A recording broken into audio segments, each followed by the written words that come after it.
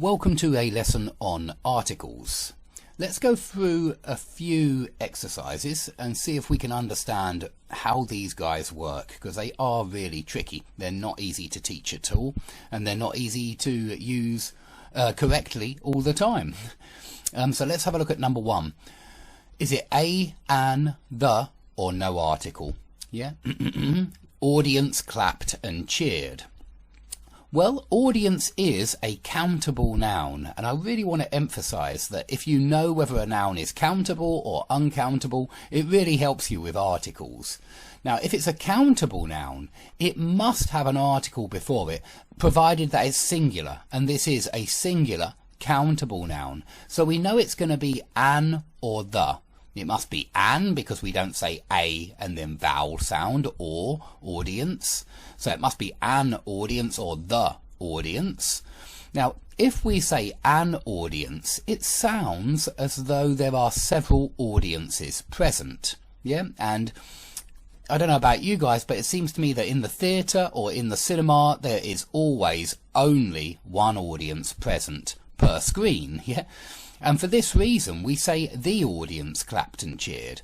If you say an audience clapped and cheered, it sounds like there are many audiences around, and that would be strange. I can't imagine a situation where I would need to say an audience clapped and cheered. It's that strange. So the audience clapped and cheered, because there's always only one audience present, and the speaker knows you mean that audience. Okay, number two. People say British are not very friendly, but I disagree.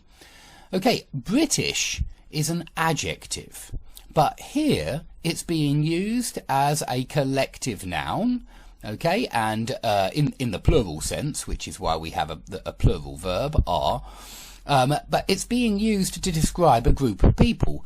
And when we do this with an adjective, always it has a the in front of it. We say the French, the British, the Japanese, the Chinese, the Russians, and so we always put a the before any kind of adjective when we're making it into a group.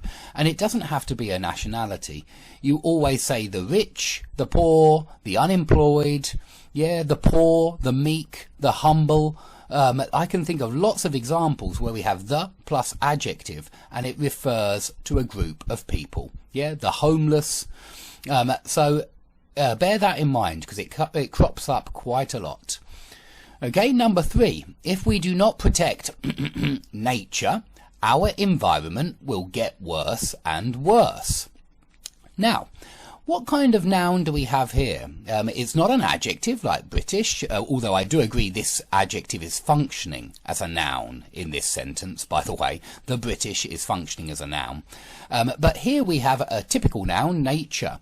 But is it a countable noun or an uncountable noun? I want you to very often ask yourself this question, because if you know that nature is an uncountable noun, now it can be countable in a different sense, but if you know that nature, when referring to the processes of the universe that go on planet Earth, yeah, then it's an uncountable noun.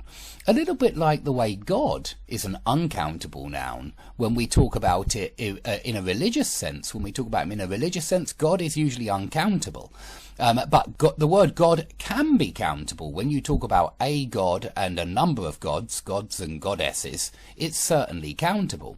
Now, when you talk about somebody's nature, it's certainly countable. You can say, you know, that somebody has a certain nature, yeah, that somebody, and that means that they have a certain personality. Really, when you're talking about somebody's nature, you're talking about their personality, and then it can be countable. But when you're talking about, you know, the plants, the forests, the trees, the oceans, the mountains, the hills, you're talking about nature, and you're talking about maybe the processes of weather and things like that, and all of the processes of life that go on, then you do mean uncountable nature.